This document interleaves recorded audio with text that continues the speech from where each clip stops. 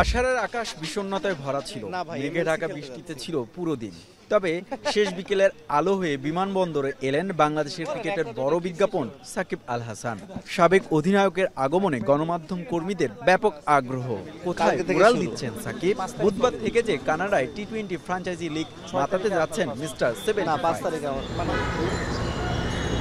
যে ফরম্যাটে ভিনদেশের হয়ে খেলতে যাচ্ছেন সাকিব, সেই ফরম্যাটেই ছিল বিশ্বমঞ্চে বাংলাদেশের ইতিহাস গড়ার দারুণ তা আর হয়নি। এখন দুর্লভ সেই সুযোগ হেলায় হারিয়েছে টাইগাররা। কিন্তু কেন? কোথায় ছিল ঘাটতি? হ্যাঁ, ওটা আমাদের জন্য একটা বড় আফসোস। আমি মনে করি এটা হতে পারলে আমাদের জন্য খুবই ভালো লাগতো, খুবই বড় একটা অ্যাচিভমেন্ট হতো। সেই জায়গা থেকে অবশ্যই আমাদের জন্য একটু হলেও দুঃখজনক। বাংলাদেশের সাকিব আর ভারতের রোহিত শর্মা খেলেছেন বিশ্বকাপের সবগুলো আসর। বিশ্বকাপ জয়ী রোহিত বিদায় বলেছেন। সমালোচকরা বলছেন বিশ্বসেরা সাকিবেরও টি-20 ফরম্যাটকে বিদায় বলে দেওয়ার সময় এসেছে। কিন্তু কি ভাবছেন তিনি? ধেয়ে আসা এমন প্রশ্নে সোজা ব্যাটেই খেলেছেন সাকিব। নিজের নিয়ে এখনো তেমন কোনো প্ল্যান নেই। এখন আপাতত প্ল্যান হচ্ছে যে দুইটা টি-20 টুর্নামেন্ট আছে আমার সামনে।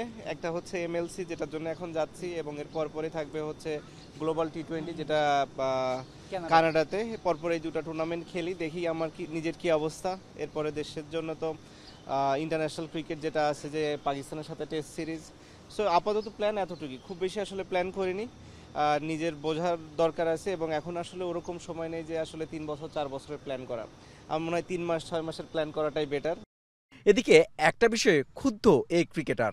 দলের ভিতরের খবর কেন বারবার ফাঁস হচ্ছে তা নিয়ে খুব হতাশায় প্রকাশ করেছেন এই অলরাউন্ডার। কি কারণে তাসকিন খেলে নাই? কারণ সে তো টিমের ভাইস ক্যাপ্টেন, বলতে গেলে অটোমেটিক চয়েস। তো যখন সে না খেলবে, স্বাভাবিকভাবে মানুষের মনে প্রশ্ন আসে। এখন সেটার এক্সপ্লেনেশন তো দিতে হবে। এখন সে কারণে বলেছে কিনা, যেই বলেছে আমি সেটা তো বলতে পারবো না। হুমায়ুন কবির রোজ, এখন, ঢাকা।